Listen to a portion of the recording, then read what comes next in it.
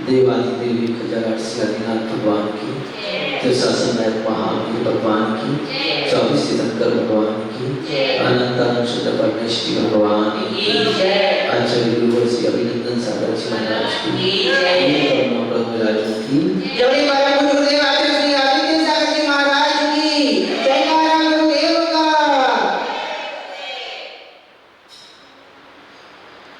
देखिए अपनी बात चल रही थी यहाँ पर कि गुरु भक्ति के बिना जब तक सारी चीजें बेकार हो जाती हैं। नंबर आएगा 84। तो कल अपनी बात करता है कि यहाँ 82 नंबर से शुरुआत हो रही है। कहा था कि गुरु भक्ति से रहे, है ना, सब प्रकार का परिग्रह से रहे शिष्य और सब प्रकार की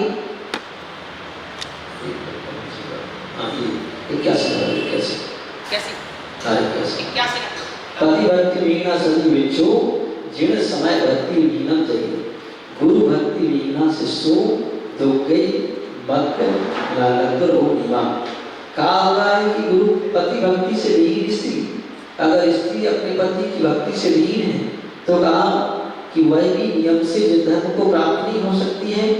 भक्त मतलब सेवक, सेवक को अगर स्वामी के प्रति वफादारी नहीं है, धोखेबाजी है, तो ऐसा सेवक भी कामस भी धर्म को प्राप्त नहीं हो सकता है।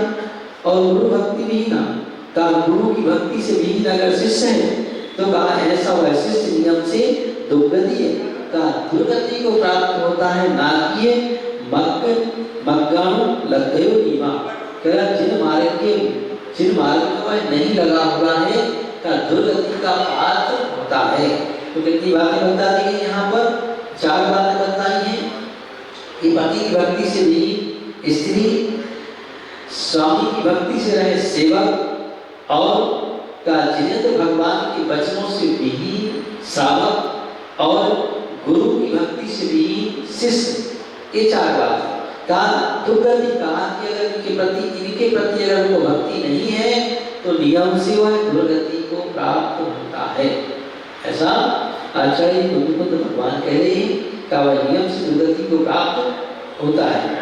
तो कहने का अभिप्राय यह है कि जो जिसके आश्रित है या जिसने जिसको अपना माना है उसको उसके प्रति सच्चे अर्थों में समर्पित होना चाहिए।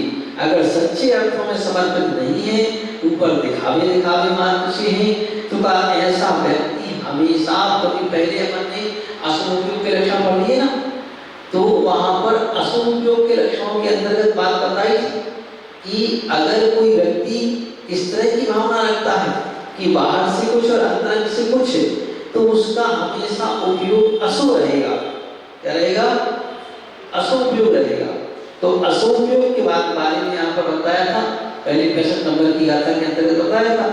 तो ऐसा व्यक्ति अगर वह असुर उपयोग से युक्त है, क्योंकि वह इन सबसे रहित हो जाएगा, तो इसमें क्योंकि यहाँ पर असुर उपयोग के अंतर्गत है दुर्विनिवेश, अध्यवसान और अर्थवत ध्यान, ये 3 बातें बताई। तो यहाँ पर व्यक्ति अगर ऐसा रहता तो दुर्विनिवेश से युक्त हो गया, उसका अभिप्राय कुछ है, वो कर कुछ रहा है, तो ऐसा दुर्भिरी वेश से युक्त हो गया, तो दुर्भिरी वेश से युक्त होने के कारण उसका उपयोग अशुभ रहेगा। तो अशुभ उपयोग होने के कारण कहा है कि ऐसा व्यक्ति दुर्गति से युक्त होता है, तो उसको हमेशा दुर्गति होगी। तो किस बात को बता दिया गया कि पति की भक्ति से भी स्त्री अगर है अपने पति को छोड़ करके अन्यत्र कहीं भक्ति रखती है, अन्यत्र आस्था रखती है, तो वह अच्छी दुर्गति का पात्र बनेगी, क्योंकि सामने वाले को छल कर रही है और मन में हमेशा, अब सामने वाले के साथ छल कर रही है ये बात अलग है, तेरे मन में हमेशा दुर्विवेश मतलब दुराभिप्राय विद्यमान है, इसलिए वह ऐसे अगर कोई स्वामी सेवक है, किसी की नौकरी करता है और तू जिसकी खा रहा है, नौकरी कर रहा है, और अगर उसके प्रति तेरा समर्पण नहीं है, उसके प्रति सद्भावना नहीं है कि भाई हमारे सेठ है, मालिक है, हमको तनख्वाह देता है, अन्न दे रहा है, तो कम से कम इसकी इतनी सेवा तो करें कि कम से कम हमारी तनख्वाह भी नहीं है और सेठ की भी उन्नति हो।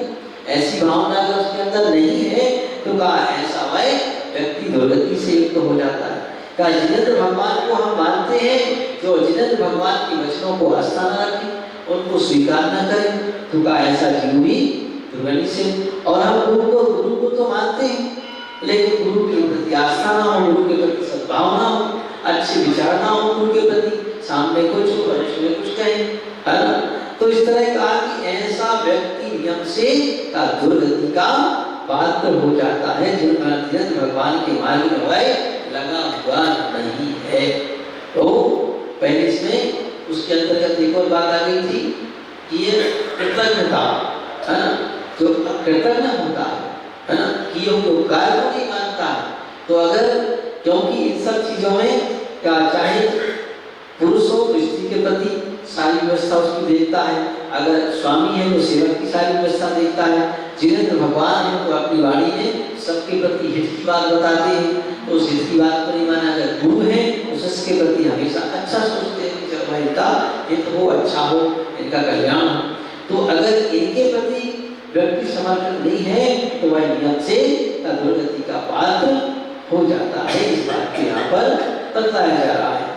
आगे बताते हैं कि गुरु भक्ति के बिना जब तक सब निष्फल होता है कि अगर हमारी गुरु के प्रति, गुरु भक्ति से मतलब गुरु के प्रति, अगर स्वामी है, सेवक है तो स्वामी के प्रति, स्त्री है तो पति के प्रति अगर भक्ति नहीं है, और बाद में हम बहुत सारा जब तक आदि प्रक्रियाएं दिखा रहे हैं, तो कहा कि सारी जब तक आदि प्रक्रियाएं बेकार हो जाती, इसलिए हो जाती है कि बाहर में अकेला हम जब तक कर रहे हैं तो उससे क्या फायदा। पहले चेतन क्या कहता है कि सबसे पहले हमारे अंतरंग का अभिप्राय तो ठीक हो, हमारा मन तो साफ हो, हमारा मन क्लीन हो, और जब मन ही साफ नहीं होगा तो कसाएं भी शांत नहीं होंगी, पक्का है। इसके साथ दोनों का अनुबंध गठबंधन है कि अगर हमारा मन किसी के प्रति साफ नहीं होगा तो नियम से उसके प्रति हमारी कसाय बढ़ेगी, है ना, वो कहीं ना कहीं घुमा फिरा के बढ़ गई, कैसे ना कैसे बढ़ गई, ये बिल्कुल निश्चित है ना। तो कावन, और अगर मन साफ है तो फिर सब चीजें होती है। जैसे माँ को अपने बेटे से प्यार होता है तो माँ बेटे की जो गलतियां अपने आप माफ कर देती है, वो कहता है बेटा बेटे ये कर दिया, है ना। और नहीं है, अगर पड़ोसी का बेटा है या अपना खुद का नहीं है, जेठ जेठानी का है, देवरानी का है, तो फिर क्या करते हैं, बेटा तो गलती करो, बता रहे हैं हम लोग कहीं तैयार है, तो करके दिखाओ, ऐसे है। तो इस तरह ये स्थिति बनती है स्वभाव। और अगर अपना है तो कहते हैं कोई बात नहीं, चलता है ना, हो गया होगा।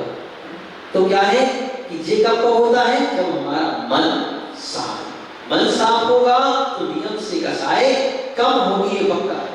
कसाय तीव्र हो ही नहीं सकती, मन साफ होगा। तो यही पर बताते इस बात के कि अगर ऐसे मन अशुद्ध है, कसाय तीव्र है, फिर अगर हम जब तप आदि करते हैं तो का वो सब निष्फल हो जाता है। इस बात को हम बता रहे 42 नंबर के बत्ते बता दे। गुरु भक्ति विहीनानां शिष्याणां संप्रसंगम वेदानां ऊसर खेते वये सुये समम जान सच्चे सच्चानुष्ठानम् शिष्याणां संप्रसंग वेदानां ऊसर खेते वये सुये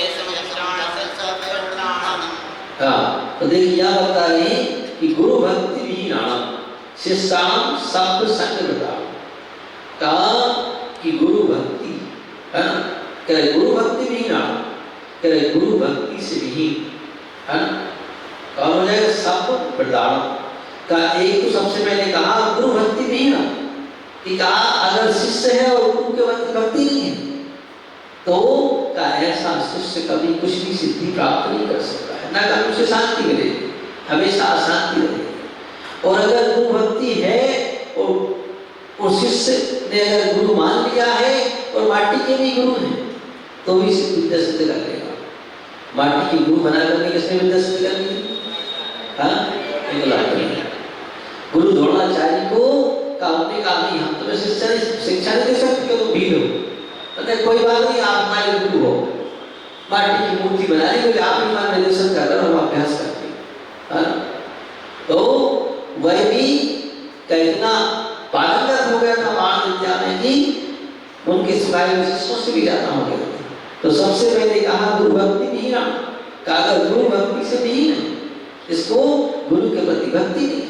अगर गुरु के प्रति भक्ति है तो वह हमेशा समर्पित रहता है, उनके प्रति समर्पण भाव होता है, उनके प्रति हमेशा अच्छे भाव सोचता है ना। और शिष्य तो कहा कि गुरु भक्ति विहीन शिष्य शब्द संज्ञान वृद्धा, और कहा कि वह समस्त प्रकार के संग मतलब परिग्रह से रक्त भी क्यों ना है ना, समस्त प्रकार के परिग्रह से रहित शिष्य की। और क्या हो जाएगा, और का समर्पण क्या सब प्रकार की अगर वह धर्म अनुष्ठान भी करता है, जब तब करता है, व्रत आदि उपवास करता है, कठोर तप करता है, तो क्या ऐसा वह कठोर तप करते हुए भी है ना इसके समान हो जाएगा? ऊसर खेते बबिये सुवियम समम जान, क्या जैसे ऊसर मतलब बंजर भूमि में, जो भूमि काम की नहीं हो, पथरीली हो, रेतीली हो, ऐसी उस रेतीली भूमि में अगर जैसे अच्छी क्वालिटी का बीज भी डाल दिया जाए, क्या किया जाए? अच्छी क्वालिटी का बीज भी डाल दिया जाए तो कहा कि वह भी बेकार चला जाता है, क्योंकि भूमि तो ऊसर है, बंजर। अच्छी क्वालिटी का ऊसर भूमि बीज भी डाल दिया तो कहा जब उसने अंकुर निकला पानी देने पर तो भूमि बेकार है, उसकी जड़ ही नहीं जमेगी तो बीज भी सूख जाएगा, बेकार चला जाएगा।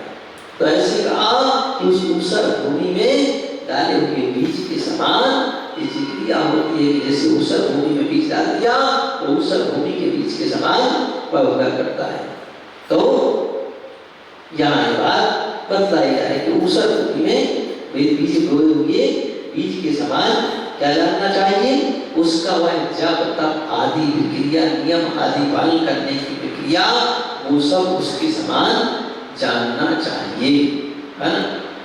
तो यहाँ कितनी बातें बता दी गई, देखिए बहुत महत्वपूर्ण और काम की बातें बताई जा रही है ना, सामान्य बातें नहीं।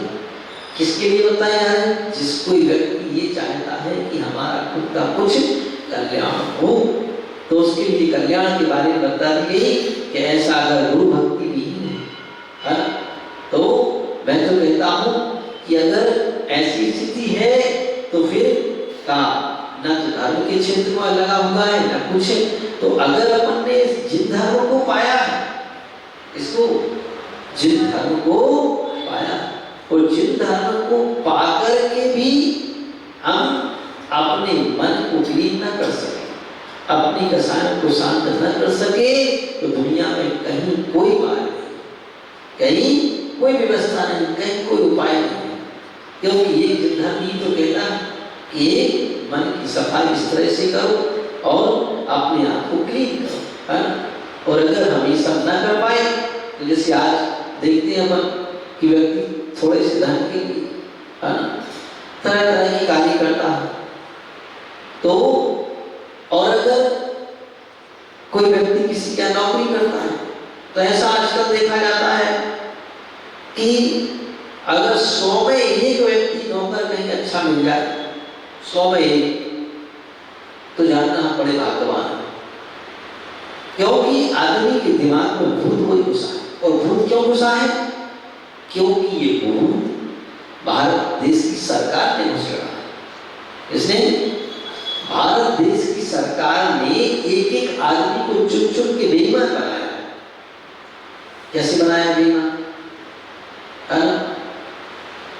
ऐसे बनाया है कि इन्हें हराम का लेना शुरू किया, और जब आदमी को हराम का मिलना शुरू होगा तो नियम से आगे बेईमान मक्कार हो जाएगा, गद्दार हो जाएगा। ये बिल्कुल नियम। तो भारत सरकार ने कहा कि हम पूरे देश को बेईमान बना दें, ये हमारी गारंटी है। ये तो उन्होंने हराम का जब देना शुरू किया तो वो सब बेईमान करते चले गए, बेईमान करते चले गए। और आज देख लो, चाहे व्यक्ति सरकारी नौकरी पर बैठा हो, चाहे वह लाख रुपए तनख्वाह पाता हो महीने की, और चाहे प्राइवेट में काम करता हो, 5,000 पाता हो, 10,000 पाता हो, 20-25,000 पाता हो, कितना ही देते, आदमी बिना बेईमानी करे मानेंगे? क्यों नहीं मानेगा? क्योंकि सरकार ने उसको पैसा बना दिया। वो कहता है वो लाख ले रहा है, जब बेईमानी कर रहा हम लोग 20,000 ले रहे हैं, हम क्यों ना करें? हाँ, आप क्यों ना करें?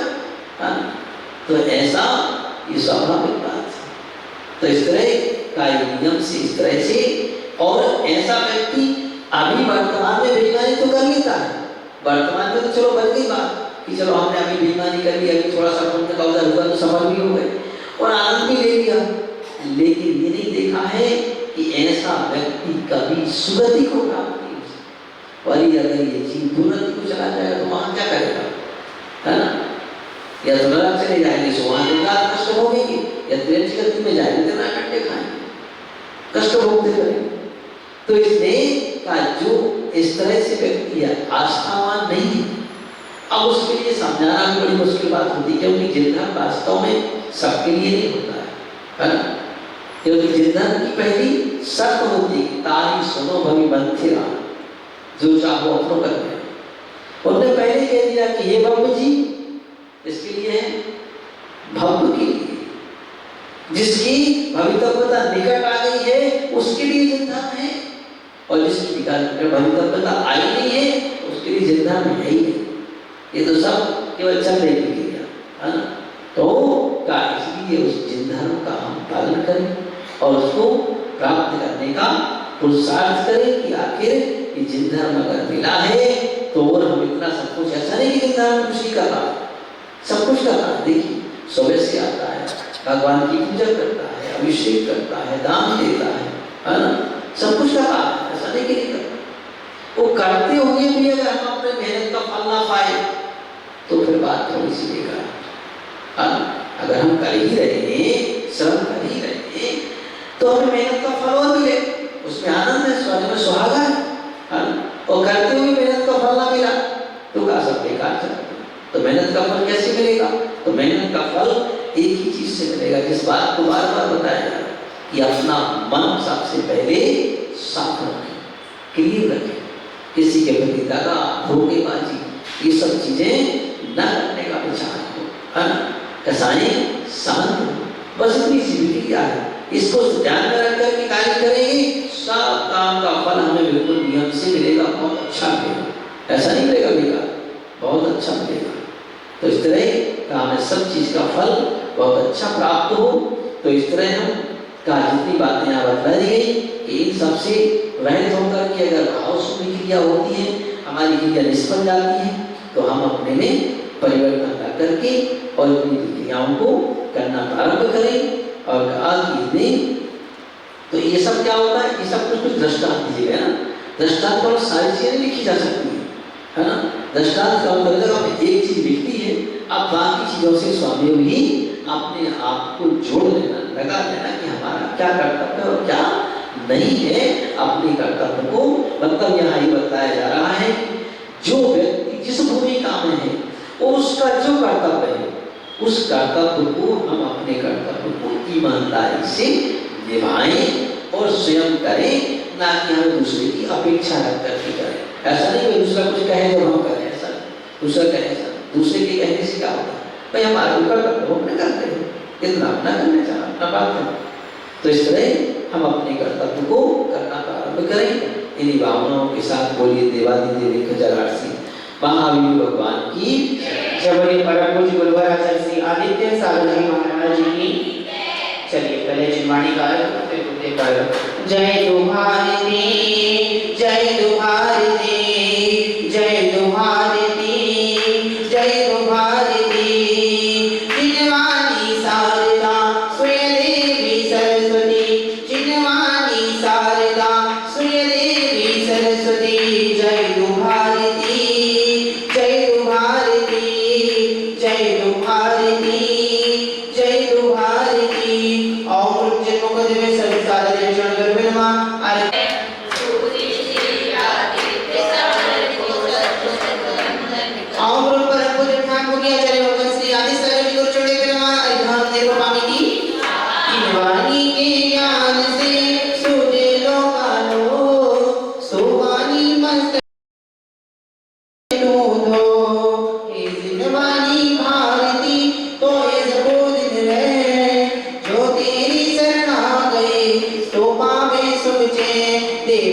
अरिहंत को गुरु सेवा निर्गार